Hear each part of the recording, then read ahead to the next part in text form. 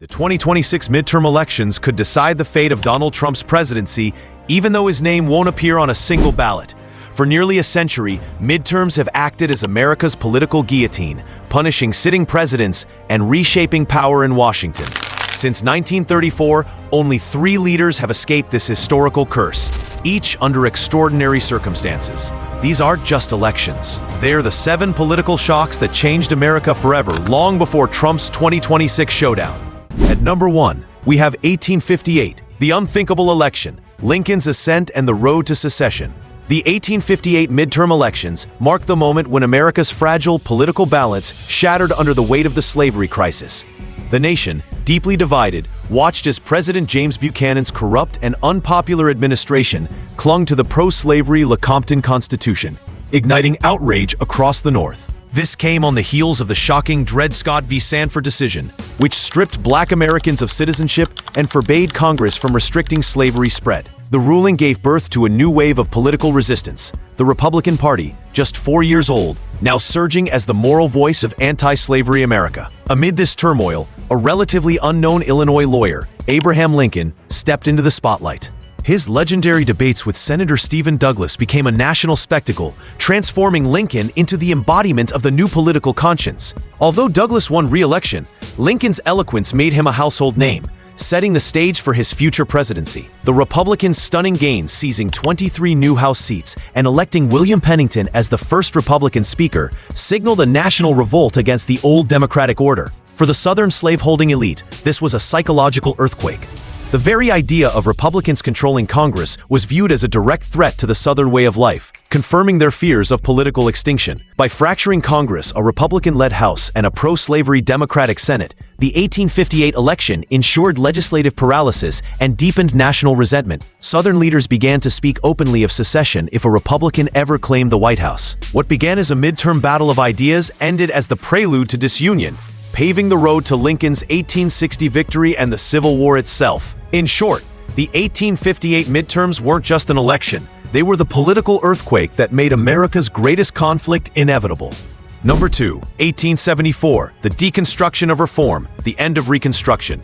The 1874 midterm elections shattered the fragile dream of Reconstruction, signaling a dark new chapter for post-Civil War America. President Ulysses S. Grant's second term was collapsing under the weight of scandals and economic disaster, as the Panic of 1873 unleashed a wave of bankruptcies and unemployment. Public trust in the Republican Party, the same party that had freed the slaves and preserved the Union, was in freefall. The once righteous crusade to rebuild the South had turned into what many Northern voters saw as a corrupt, expensive burden. Amid this economic despair, liberal Republicans and disillusioned Northern elites demanded an end to what they saw as Southern misrule. Calls for tax cuts, smaller government, and reconciliation replaced the earlier moral mission of justice and equality. The North, weary of the racial violence and political instability in the South, simply wanted out. The result was a political bloodbath. The Republicans lost 92 seats in the House, a historic defeat that handed Democrats their first majority since 1858. The new Democratic-controlled House, led by Speaker Michael Kerr, immediately began dismantling the policies that protected freedmen and Republican-led Southern governments. With federal enforcement of civil rights laws now blocked, the Reconstruction project collapsed from within. This monumental power shift set the stage for the Compromise of 1877, in which Democrats traded the presidency to Rutherford B. Hayes in exchange for the withdrawal of federal troops from the South. The result was catastrophic for African Americans. White Democratic redeemers reclaimed total control, and Jim Crow segregation began its century-long reign. The 1874 midterms proved how economic fear and political fatigue could unravel the nation's greatest social experiment. It was the moment when America turned its back on Reconstruction and the moral promise of freedom gave way to systemic oppression. This midterm didn't just change a Congress, it changed the fate of generations. At number 3, 1938, FDR's failed purge and the rise of the conservative coalition. The 1938 midterm elections marked a dramatic turning point for Franklin D. Roosevelt and his once unshakable New Deal revolution. After years of sweeping reforms and massive federal programs, the American public began to recoil from what they saw as unchecked presidential power. The economy had dipped again in the so-called Roosevelt recession of 1937, and faith in the New Deal's recovery magic began to crumble. Adding fuel to the backlash was Roosevelt's ill-fated court-packing plan, a bold but deeply unpopular attempt to expand the Supreme Court with loyal justices. Critics saw it as an assault on democracy itself, branding FDR as a potential dictator. Then came his fateful political gamble, an aggressive purge campaign against conservative Democrats in his own party. Instead of purifying the party, Roosevelt alienated millions and galvanized opposition. The 1938 midterms delivered a punishing verdict. Republicans gained 81 House seats and 7 in the Senate, ending the era of unquestioned New Deal dominance. More devastating than the numbers, however, was the formation of the Conservative Coalition, an enduring alliance between Southern Democrats and Northern Republicans, united by their opposition to big government and social reform. This coalition effectively ended the New Deal's expansion, ensuring that liberal legislation would face decades of obstruction. While Democrats technically held the majority, Roosevelt's political power was broken. His ambitious agenda on labor rights, welfare, and industrial regulation ground to a halt. Beyond domestic policy, the new conservative strength also complicated Roosevelt's push to prepare the U.S. for World War II, as isolationists in Congress resisted his foreign initiatives. The 1938 midterm thus reshaped American politics. Far beyond its immediate aftermath, it created a gridlocked Congress and a divided ideological landscape that would dominate Washington until the 1960s. It wasn't merely a defeat for FDR. It was the end of America's greatest era of reform and the birth of a conservative stronghold that defined modern U.S. politics. At number 4, 1946, the Republican Restoration and the Do-Nothing Congress. The 1946 midterm elections marked a thunderous political comeback for the Republican Party, ending nearly 14 years of uninterrupted Democratic rule that had begun with Franklin D. Roosevelt's New Deal. When Harry S. Truman assumed the presidency after FDR's death in 1945, he faced an impossible transition, guiding a war-fatigued nation back to peace and normalcy. But the post-war economic reality was grim. Soaring inflation, crippling labor strikes, and industrial paralysis. Americans were weary of wartime controls and price shortages, and their frustration quickly found a political target in Truman and the Democrats. The public mood was explosive. Across steel mills, coal mines, and railroads, millions went on strike. The perception of chaos, combined with deep resentment toward government intervention, fueled a powerful anti-democratic backlash. When the votes were counted, the Republicans captured both the House and Senate for the first time since 1928, gaining 55 seats in the House and 12 in the Senate. It was nothing short of a political earthquake, signaling the return of conservative dominance after the Depression-era reforms. The new 80th Congress immediately set out to dismantle parts of the New Deal legacy. At the top of their agenda was labor reform. In 1947, they passed the Taft-Hartley Act, a sweeping measure that curbed union power, outlawed key strike tactics, and opened the door for right-to-work laws in individual states. President Truman denounced it as a shocking piece of legislation, but the Republican majority, backed by conservative Democrats, overrode his veto, proving just how commanding their mandate was. The 1946 midterm didn't just reset congressional control, it redefined labor relations for generations, shifting power away from unions toward business and management. Ironically, Truman later used this hostile Republican Congress as his political foil, branding them the Do-Nothing Congress during his stunning 1948 comeback campaign. At number 5, 1966, the Great Society's hangover and the Southern realignment. By 1966, the optimism of Lyndon B. Johnson's Great Society had curdled into widespread disillusionment. Just 2 years earlier, LBJ had won one of the largest electoral landslides in U.S. history, passing the Civil Rights Acts, Medicare, and sweeping war on poverty programs. But the momentum that fueled his domestic revolution soon collapsed under the twin pressures of the Vietnam War and rising urban unrest at home. The televised images of anti-war protests, race riots, and social upheaval convinced many Americans that the nation was spinning out of control. Republicans and conservative Democrats seized the moment, portraying Johnson's government as bloated, reckless, and morally adrift.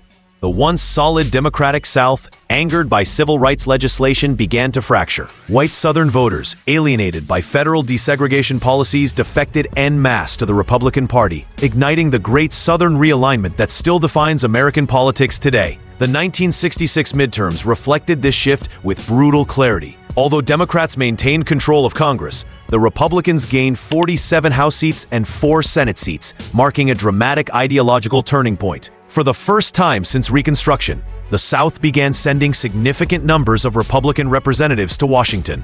The symbolic loss for Democrats was immense. It proved that their moral victory on civil rights came with an irreversible political price. The new conservative surge in Congress crippled the Great Society's legislative momentum. Johnson, once unstoppable, suddenly found his social programs stalled or defunded. The war on poverty lost congressional support, and calls for law and order drowned out his pleas for reform. What emerged from the 1966 election was a new American political order, one increasingly defined by cultural divides, race relations, and foreign policy disillusionment, rather than class and economics. At number 6, 1994, the Republican Revolution, the nationalization of the midterm. The 1994 midterms detonated like a political bomb, forever transforming the structure of American elections. 2 years into Bill Clinton's presidency, public frustration was mounting over failed healthcare reform, economic uncertainty, and social controversies like "Don't Ask, Don't Tell." Clinton's promise of a new Democrat, centrism had dissolved into accusations of big government liberalism. Sensing opportunity, a new generation of Republicans led by the fiercely ambitious Newt Gingrich launched a bold experiment in political warfare. Gingrich's genius lay in strategy. Instead of running scattered local campaigns, he nationalized the midterm under one banner, the Contract with America. Over 300 Republican candidates signed the document, pledging to pass 10 conservative reforms in the first 100 days. It was clear, simple, and electrifying. Voters responded with a historic wave. The Republican Revolution of 1994 delivered 54 House seats and 8 Senate seats, flipping both chambers for the first time in 40 years. Democrats, who had dominated Congress since the New Deal era, were suddenly swept aside. Every Republican incumbent survived, while dozens of veteran Democrats fell. The victory was not just numerical, it was ideological. The GOP now had a mandate to dismantle big government, slash taxes, reform welfare, and confront Clinton head-on. The Contract with America reshaped American politics overnight. Gingrich's Congress seized control of the national agenda, forcing Clinton to abandon his liberal ambitions and pivot toward the center. The results were historic: welfare reform, balanced budgets, and a permanently more combative political tone. Number 7, 2010. The Tea Party wave and the age of polarization. The 2010 midterm elections unleashed a political movement that would redefine the next decade of American life. 2 years after Barack Obama's historic victory, the nation was gripped by frustration over a sluggish recovery, rising debt, and the controversial Affordable Care Act, Obamacare. The backlash was fierce, emotional, and organized under a new banner, the Tea Party movement. Born from anger over bailouts and government overreach, the Tea Party exploded into a grassroots rebellion demanding lower taxes, smaller government, and a return to constitutional principles. Town halls erupted in outrage, and conservative media amplified the fury into a nationwide crusade. What emerged was not a typical midterm opposition, it was a populist uprising. When the ballots were counted, the results were staggering. The Republican Party gained 63 House seats, the largest swing since 1948, reclaiming control of the chamber. More than 30 Tea Party-backed candidates stormed Congress, bringing with them an uncompromising anti-establishment agenda. Obama himself called it a shellacking. Unlike past midterms that produced new policies, 2010 produced institutional paralysis. The new Republican House vowed total opposition, blocking budgets, challenging debt limits, and repeatedly voting to repeal the ACA. The result was a new era of legislative gridlock, defined not by compromise but by ideological warfare. The Tea Party wave also permanently shifted the GOP's internal power structure. Establishment leaders were eclipsed by insurgent conservatives who viewed confrontation as virtue and compromise as betrayal. The 2010 midterms thus marked the beginning of the polarized era, where every issue became a battleground and governance gave way to perpetual campaigning. From that election forward, Washington entered the age of obstruction, and America's political divisions, once cracks, became canyons. The Tea Party didn't just change a Congress, it changed how America fights over its future. History proves that America's most transformative midterms are never quiet. They erupt from crisis, discontent, and the people's demand for accountability. Each pivotal election reshapes not just Congress, but the very direction of presidential power itself. As 2026 approaches, the outcome could force Trump to adapt or face a political gridlock that defines the next decade. What do you think will happen this time? Drop your thoughts in the comments. And don't forget to like, subscribe, and share for more deep dives into history's political turning points. Thanks for watching.